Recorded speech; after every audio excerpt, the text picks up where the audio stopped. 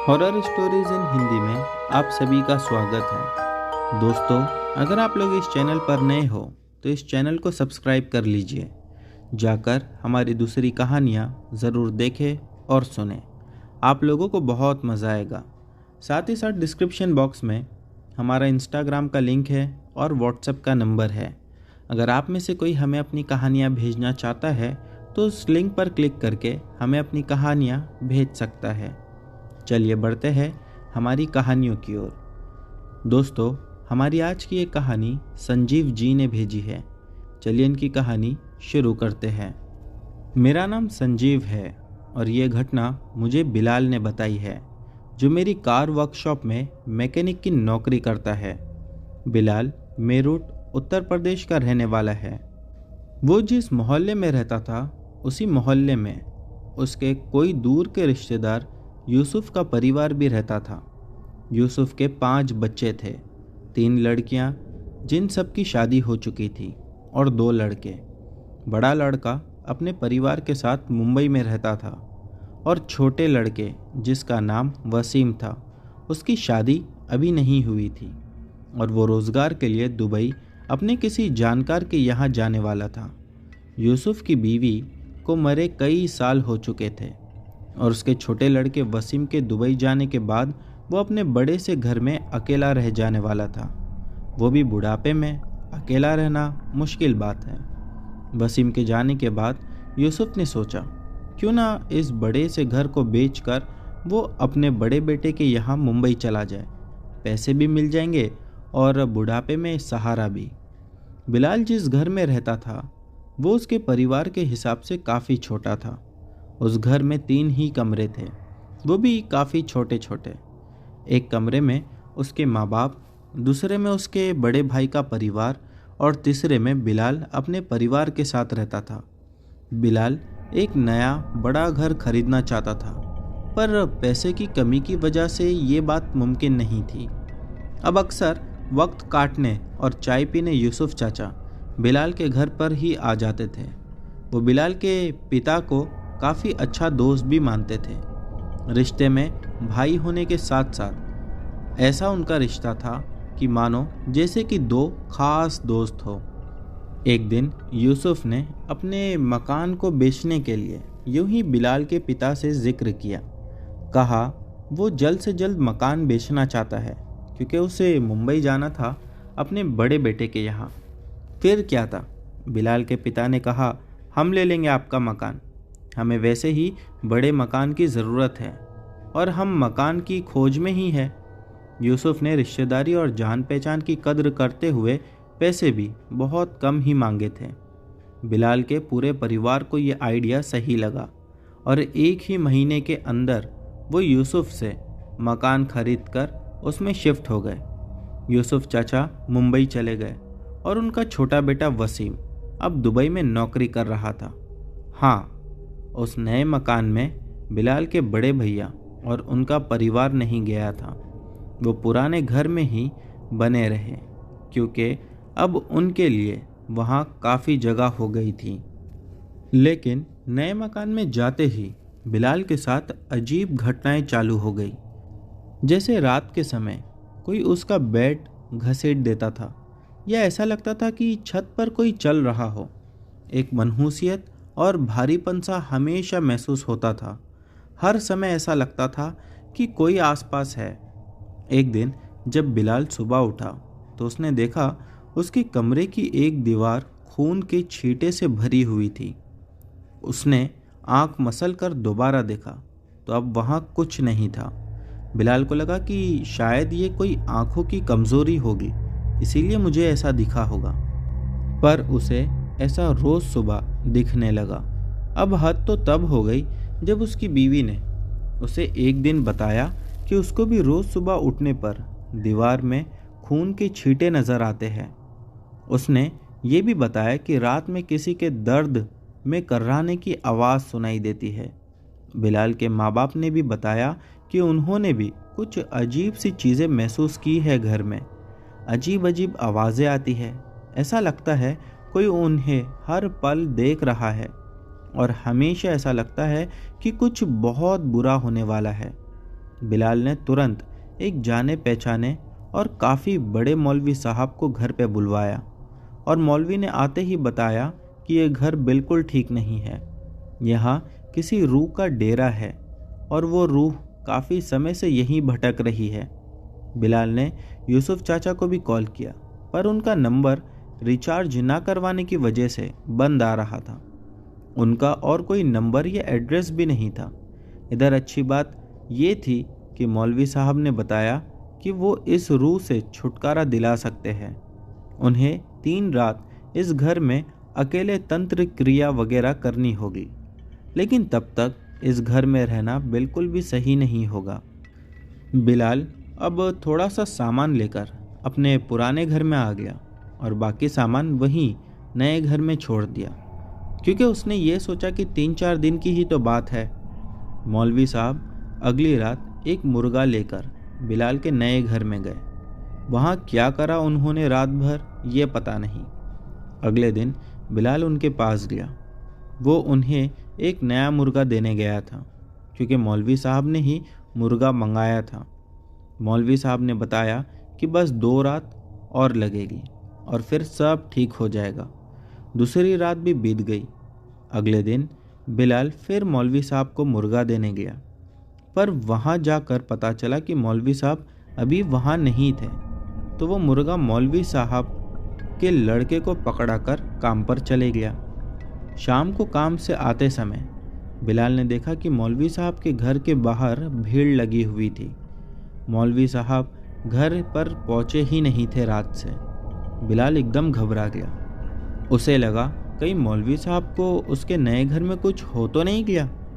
फिर वो वहाँ पहुँचा तो देखा मौलवी साहब उसके घर में, जिस कमरे में बिलाल सोता था, उसमें बेहोश पड़े हुए थे और वो कुछ बोल नहीं पा रहे थे, पूरे अकड़ चुके थे। बिलाल ने तुरंत मौलवी साहब के लड़के को फ़ोन किया। उनका लड़का अपना रिक्शा लेकर मौलवी साहब को लेने के लिए आया और फिर उन्हें घर ले जाने लगा। लेकिन मुसीबत अभी तक ख़त्म नहीं हुई थी, या यूँ कहे कि अभी तो इसकी शुरुआत थी। 3 दिन बाद मौलवी साहब की मौत हो गई।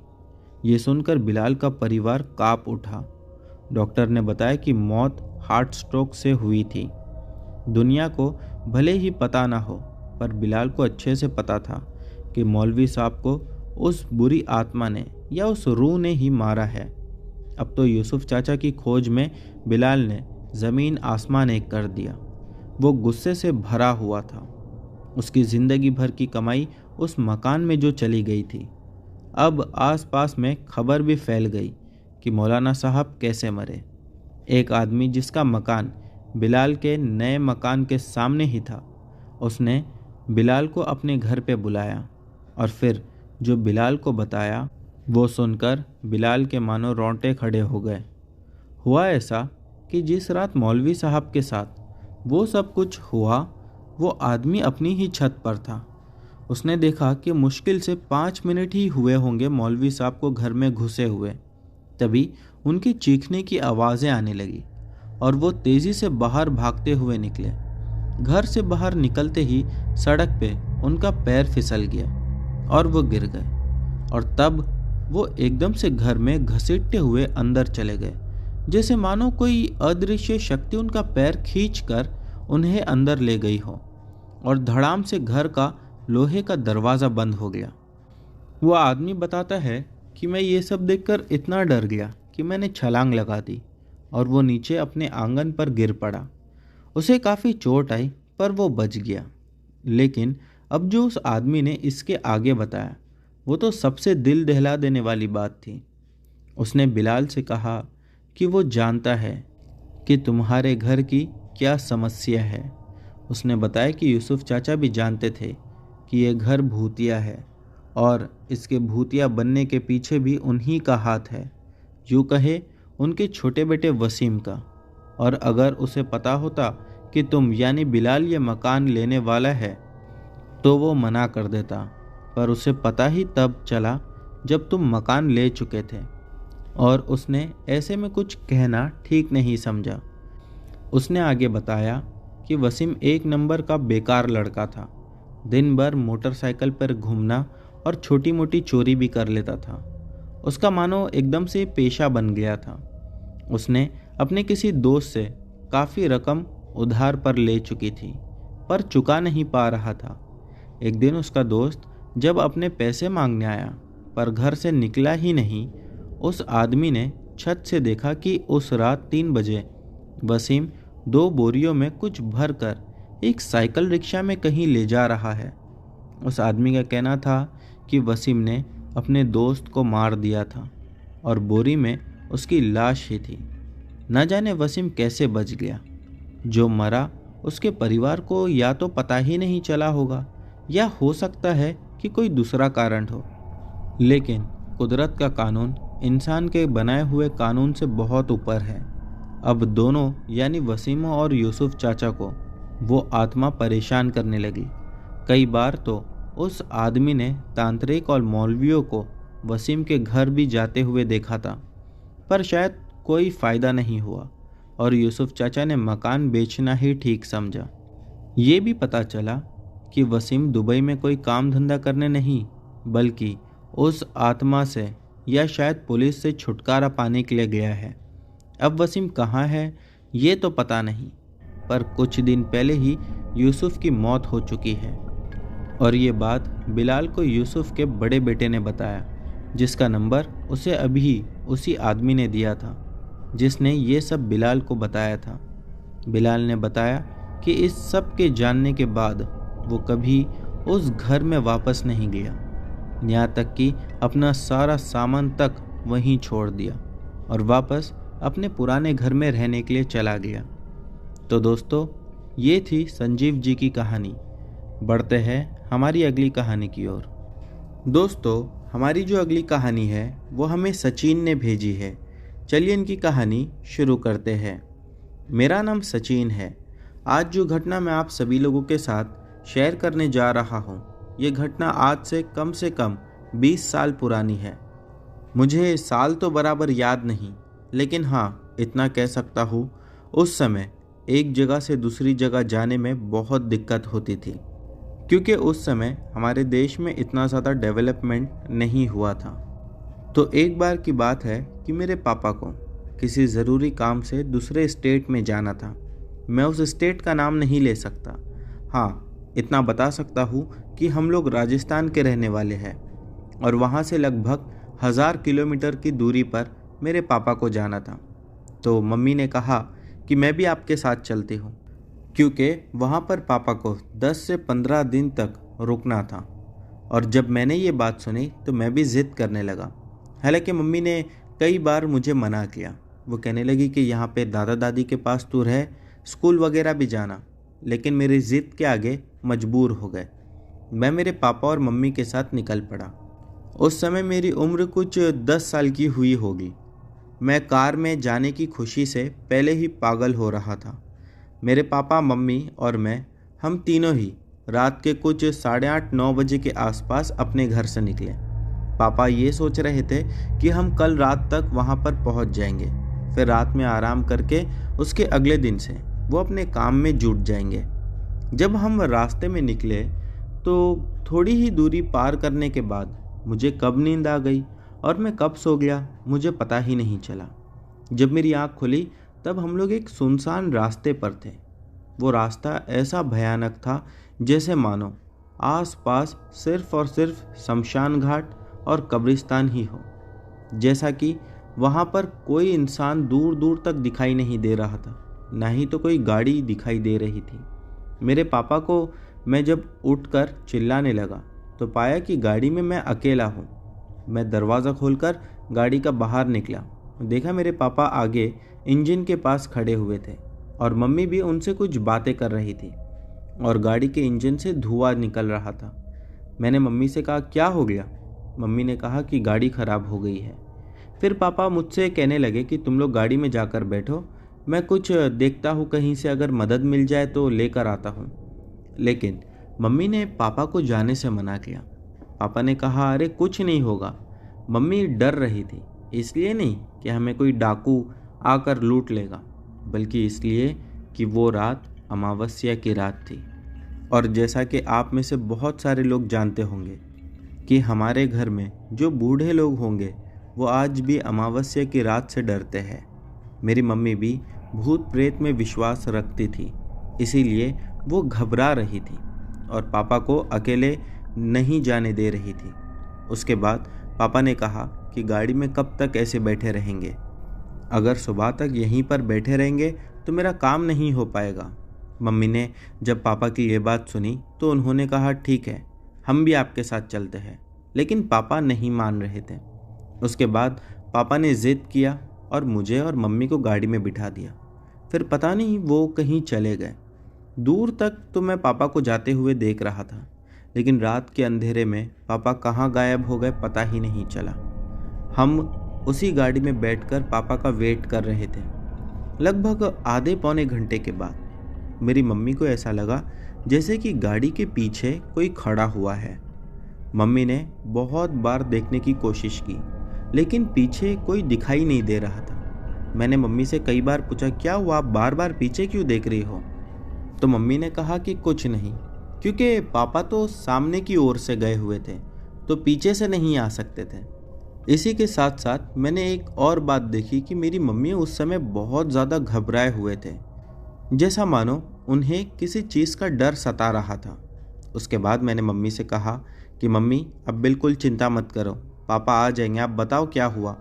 मम्मी ने इसके बाद भी मुझसे कुछ नहीं कहा। अभी बस मैं ये बात कर ही रहा था कि उसके बाद हमें एक आवाज़ सुनाई दी। वो आवाज़ ऐसी थी जैसे कि कोई अपने नुकीले नाखून से गाड़ी को खुरच रहा हो। जब मैंने ये आवाज़ सुनी तो मैं गाड़ी का दरवाज़ा खोलने लगा, लेकिन मम्मी ने तुरंत मेरा हाथ पकड़ लिया। कहने लगे बाहर जाने की कोई ज़रूरत नहीं है। मैं चुपचाप अंदर बैठा रहा, लेकिन मैं मम्मी को बार बार पूछ रहा था ये आवाज़ें कहाँ से आ रही है।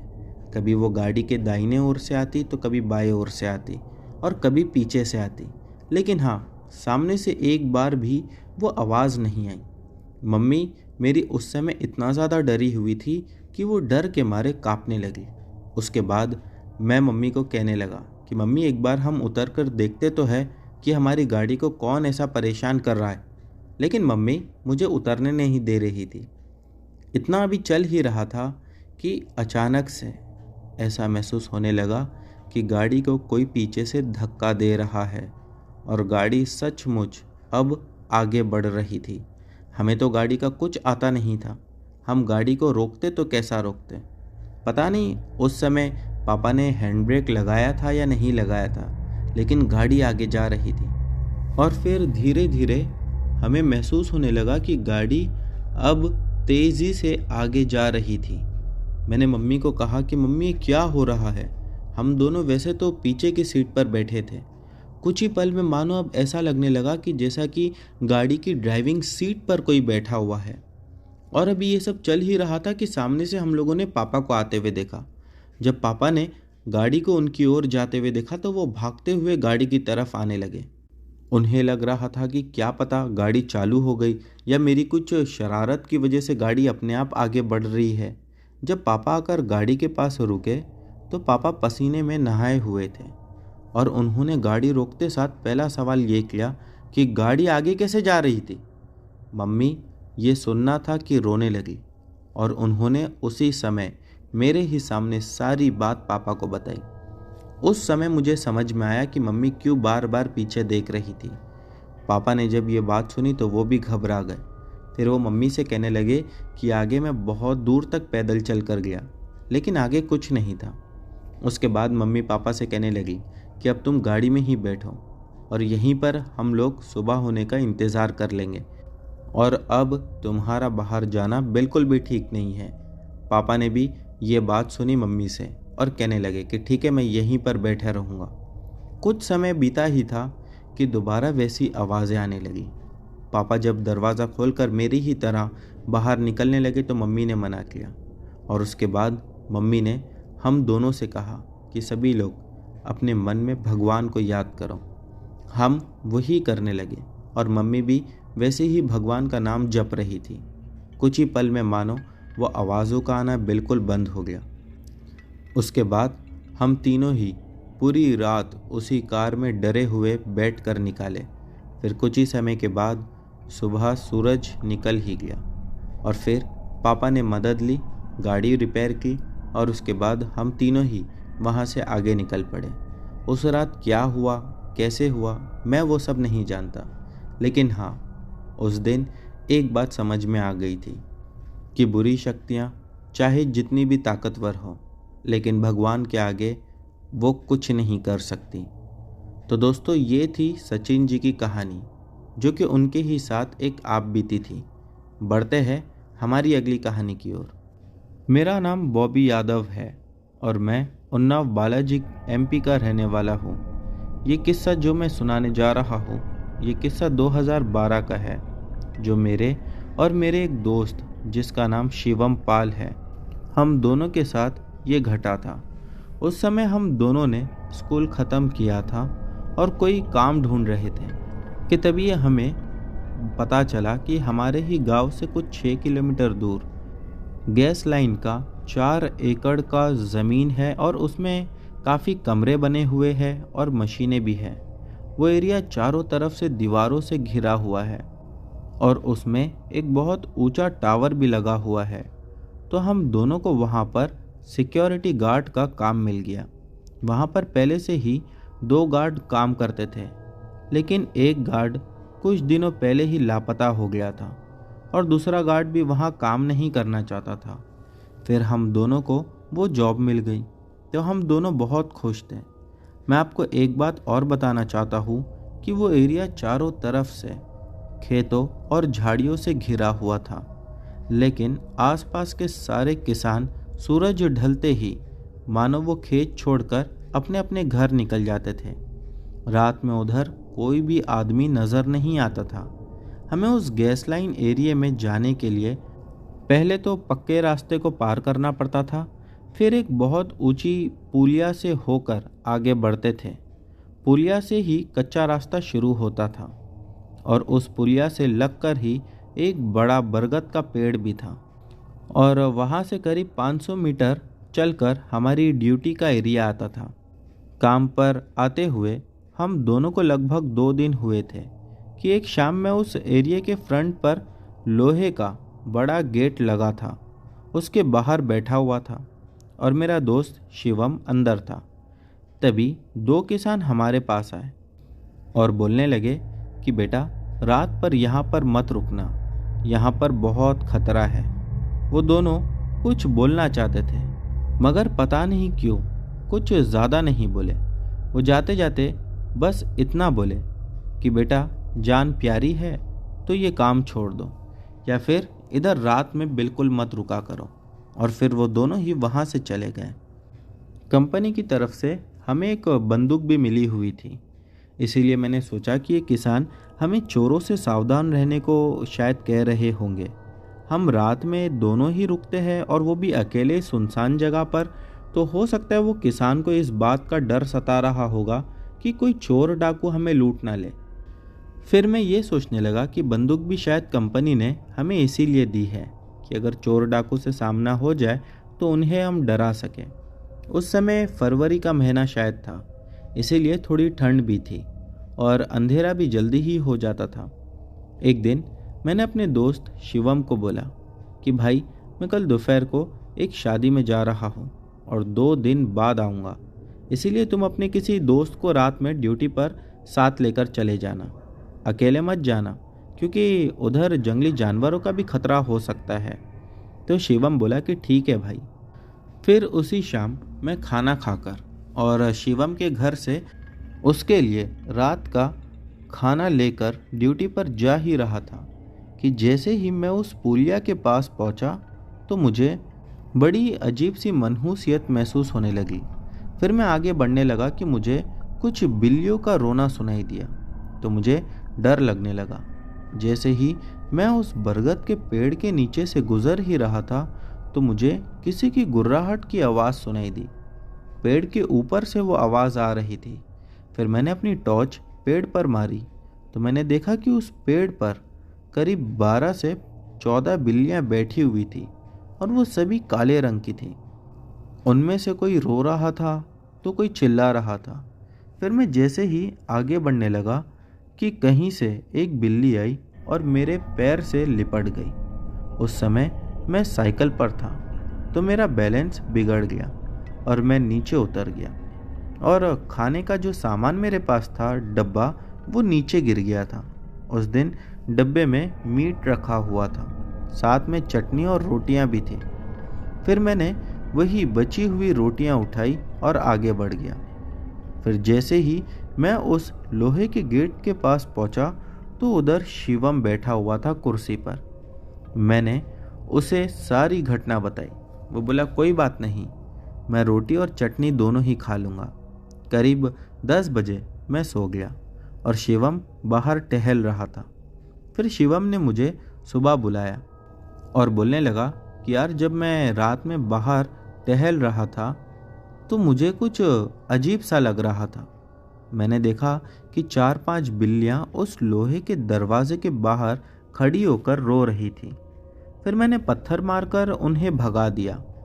मैंने उसकी ये बात तो सुनी, लेकिन इस पर कोई जवाब नहीं दिया और मैं अपनी बात उससे कहने लगा कि भाई, मैं आज दोपहर को शादी में जा रहा हूँ और 2 दिन बाद आऊँगा, तू अपना ख्याल रखना। शिवम ने कहा, ठीक है, तुम जाओ, मैं यहाँ सब संभाल लूँगा।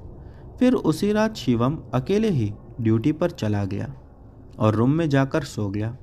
करीब 1 बजे बिल्लियों के रोने की आवाज़ उसे सुनाई दी और उसकी आँख उसी वजह से खुल गई। तो वो एक डंडा लेकर बाहर निकला।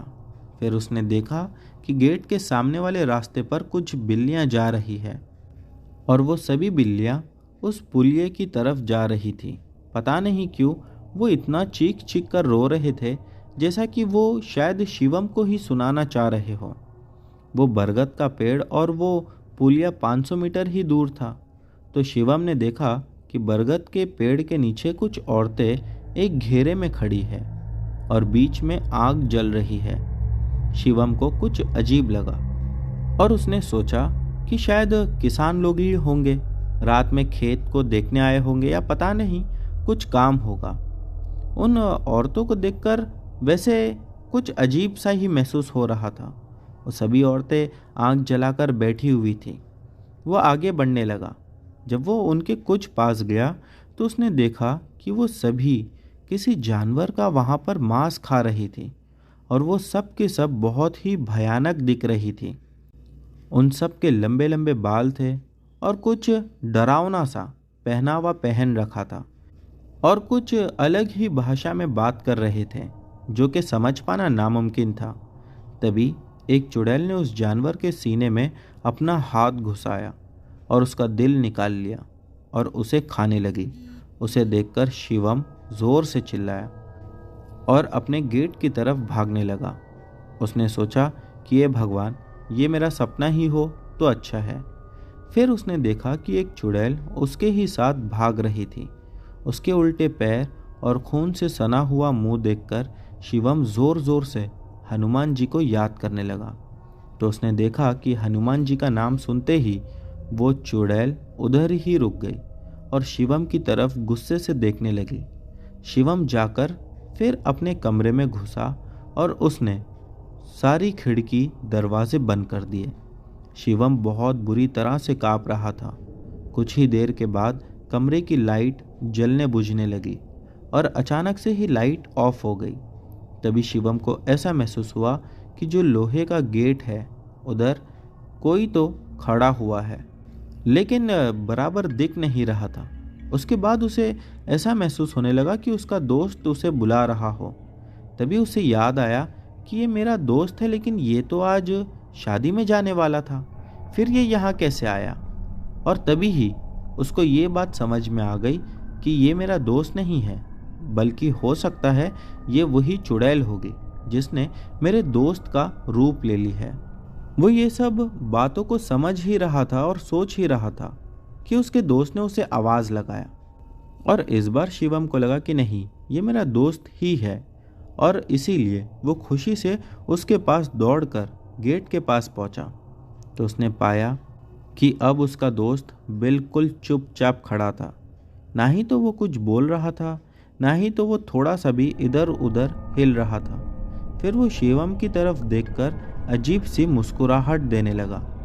अब कहीं शिवम को समझ आ गया कि ये बॉबी नहीं है, जो मैं पहले सोच रहा था वही सही था, कुछ तो गड़बड़ है। फिर जैसे ही वो वापस मुड़ा अपने रूम में भागकर जाने के लिए, तो बिल्कुल उससे 1 फुट दूर ही एक औरत खड़ी हुई थी। उस औरत का इतना भयानक रूप था जो शायद शिवम ने सपने में भी नहीं सोचा होगा। वो अपनी गर्दन को कभी दाएं घुमाती तो कभी बाएं। उसकी आंखें बिल्कुल बिल्ली की तरह चमक रही थी। फिर वो शिवम की तरफ बढ़ने लगी तो शिवम लोहे के गेट को खोलकर बाहर भागा। शिवम उस समय उसी कच्चे वाले रास्ते की तरफ भाग रहा था जहां से 2 किलोमीटर की दूरी पर गांव था। सोच रहा था कि मैं किसी तरह गांव पहुंच जाऊं तो फटाफट किसी के भी घर के अंदर चला जाऊंगा। वो जी जान से भाग रहा था कि जैसे ही वो उस बरगद के पेड़ के नीचे पहुंचा, उसने देखा कि पेड़ की डाली पर कुछ चुड़ैलें उल्टी लटक रही थी और नीचे लटकते हुए उनके जो बाल थे वो ज़मीन तक टच हो रहे थे। वो इतने भयानक लग रहे थे कि जिसकी हद नहीं। तभी किसी ने पीछे से उसके कंधे पर हाथ रखा तो जैसे ही वो पीछे मुड़ा, डर के मारे नीचे गिर पड़ा। एक चुड़ैल जो कि पूरी जली हुई थी उसके पास आई और बोली, आज मैं तेरा कलेजा खाऊंगी, जैसे मैंने कुछ दिन पहले ही तेरे जैसे यहाँ काम करने वाले एक आदमी को मार कर खाया था। ऐसा सुनते ही शिवम के तो मानो पैरों तले ज़मीन खिसक गई थी। फिर कुछ चुड़ैलों ने उसको घेर लिया और उसके ऊपर कुछ पानी का छिड़काव किया और ज़ोर ज़ोर से हंसने लगी। पता नहीं वो पानी क्यों डाले थे वो लोगों ने। शायद वो शुभम को जगाना चाहते थे या शुभम को होश में लाना चाहते थे, पता नहीं। फिर शिवम को कुछ बेहोशी सी दोबारा होने लगी और उसकी आंख बंद होने लगी। फिर उसने महसूस किया कि कोई हाथ उसकी छाती की तरफ आ रहा है। शिवम ने सोचा कि आज मेरी मौत पक्की है कि तभी उसने देखा कि जिस चुड़ैल ने उसकी छाती की तरफ हाथ बढ़ाया था वो चुड़ैल छटपटाने लगी और उसमें आग लग गई। कुछ ही सेकंड में वो पूरी जल के राख खाक हो गई। फिर शिवम को याद आया कि उसके गले में एक हनुमान जी का लॉकेट है। फिर शिवम खड़ा हुआ और उस लॉकेट को हाथ में लेकर आगे किया। तभी सारी चुड़ैलें चिल्लाकर इधर उधर भागने लगी। फिर वो ज़ोर से वहाँ से भागने लगा कि तभी जैसे ही वो कच्चे रास्ते से पक्के रास्ते पर आया तो उसने पाया कि एक आदमी जिसकी शक्ल अजीब सी थी। उसने शिवम को कहा कि वो सब चुड़ैलें हैं, तुम उस गांव की तरफ भागो, अगर जान बचानी है तो वही एक रास्ता है। शिवम ने पीछे मुड़कर देखा तो वो आदमी वहाँ नहीं था, लेकिन पीछे वही चुड़ैलें भाग रही थी। फिर वो भागकर उस गांव में पहुंचा और पहुंचकर पहला दरवाज़ा खटखटाया। कुछ समय बाद उस घर में से कुछ लोग बाहर निकले और लोग जब इकट्ठा होने लगे गांव के, तो शिवम ने सारी अपने साथ घटी घटना उन लोगों को बताई। सब लोग फिर जागते रहे और कुछ ज्ञानी लोगों ने उसको बताया कि वो पेड़ और वो पुलिया दोनों ही बहुत भयानक है और वहाँ आत्माओं का वास है। उधर कई लोगों की रहस्यमयी मौत हो चुकी है। फिर मेरा दोस्त शिवम वहीं सुबह तक बैठा रहा। जब सुबह हुई तब वो जाने लगा तो उसने उस घर में से एक फ़ोटो देखी। वो देखने के बाद उसने उसी घर के एक मेंबर से पूछा कि ये कौन है, इन्होंने ही तो रात में मुझे इस गांव का रास्ता बताया था। तो एक बूढ़े से आदमी ने बताया कि ये फ़ोटो तो उसके बेटे की है, जो करीब 1 महीना पहले ही रहस्यमयी तरीके से उसी गैस लाइन में काम किया करता था और उसकी मौत हो गई और उसके बाद वो कभी घर वापस नहीं आया। शिवम बोला कि मैंने इन्हें रात में देखा था। फिर सारे लोग समझ गए कि वो अब इस दुनिया में नहीं होने के बाद भी लोगों की मदद कर रहा है। अगले दिन मैं वापस आया तो मैंने शिवम के बारे में सुना। शिवम ने फिर मुझे सारी कहानी खुद सुनाई और जब वो ये कहानी बोल रहा था तब वो रो पड़ा और बोला, भाई इस लॉकेट की वजह से आज जान बच गई। फिर वो इस सदमे में ही लगभग महीना भर रहा और उसके बाद वो बिल्कुल ठीक हो गया। वैसे हमने तो वो नौकरी भी उसी दिन छोड़ चुकी थी। आज हम दोनों ही अपनी जगह पर बिल्कुल ठीक है। तो दोस्तों, ये थी बॉबी यादव की कहानी। बढ़ते हैं हमारी अगली कहानी की ओर। दोस्तों, हमारी अगली कहानी जैनिश ने भेजी है। चलिए इनकी कहानी शुरू करते हैं। मेरा नाम जैनिश है। मैं गुजरात के दमन में रहता हूँ। और आप लोगों को एक बात बता दूँ कि दमन में शराब लीगल है। ये कहानी मेरे 4 दोस्तों की है। हमारे यहाँ हमारे एक दोस्त की शादी थी। हमारे यहाँ शादी की अगली रात हम पूरी रात नाच कर जश्न मनाते हैं, जिसे हम डीजे नाइट भी कहते हैं। तो रात को हम सब नाच रहे थे। हमने शराब तो पी रखी थी, लेकिन मेरे दोस्तों को वापस मन हुआ पीने का। उन्होंने मुझे भी बुलाया था, लेकिन मैंने पहले ही बहुत पी रखी थी। तो मैंने उनसे कहा कि तुम लोग जाओ और शराब पी लो, मैंने वैसे ही बहुत ज़्यादा पी रखी है। तो वो चारों चले गए। उन्होंने बियर ली और शमशान भूमि के नज़दीक एक पेड़ के पास बाइक स्टैंड पे लगाकर उस पे ही बैठकर पीने लगे। शराब पीते पीते वो लोग काफ़ी ज़ोर ज़ोर से बात कर रहे थे और हंसी मजाक भी कर रहे थे कि तभी बहुत ज़ोर से एक ठंडी हवा का झोंका आया और उन्हें बाइक से नीचे गिरा दिया। और आप लोग एक बात जानते ही होंगे कि जब हम नॉर्मली बाइक से गिरते हैं तो थोड़ी सी ही दूर जाते हैं, लेकिन ये लोग तो अपनी बाइक से काफ़ी दूर जा गिरे थे, जैसे किसी ने उन्हें ज़ोर से धक्का दे दिया हो। उन्होंने काफ़ी ज़्यादा पी रखी थी, तो उन्होंने कुछ सीरियसली नहीं लिया और वापस उठकर बाइक पर बैठ गए जहाँ पर बाइक रखी हुई थी, और वापस से ज़ोर ज़ोर से बात करने लगे कि तभी दोबारा वैसे ही ज़ोर से ठंडी हवा का झोंका आया और उन्हें दूर फेंक दिया। इस बार उन्हें थोड़ी बहुत चोट भी आई हुई थी। अब वो लोग समझ गए कि यहाँ कुछ तो गड़बड़ है। वो सभी लोग वहाँ से खड़े हो गए और इधर उधर देखने लगे। जब उन्होंने ठीक से देखा तो उन्हें वहीं पेड़ के पास एक काला साया दिखाई दिया। वो देख के उनकी पी हुई शराब मानो पूरी उतर गई थी और पसीने छूटने लगे। वो साया अपनी पीली आंखों से बहुत गुस्से में उन्हें ही घूरे जा रहा था।